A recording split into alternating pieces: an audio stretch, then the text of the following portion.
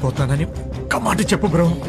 మార్చడానికి ఇది Indian currency note కాదు, character. Born with table spoon. నువ్వెవరో నీకు తెలుసా? ఇన్నేళ్ళు వచ్చి ఇంతమందిని పెట్టేసుకుని ఇంత డబ్బు ఖర్చు పెట్టావు. నువ్వెవరో నీకు తెలుసా?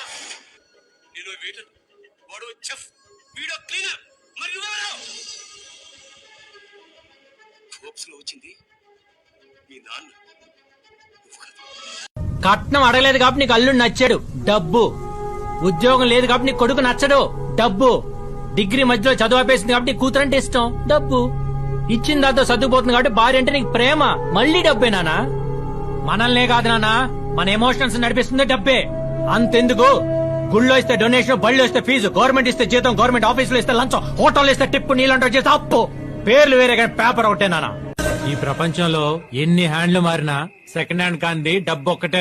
ధనం మూలం ఇదం జగత్.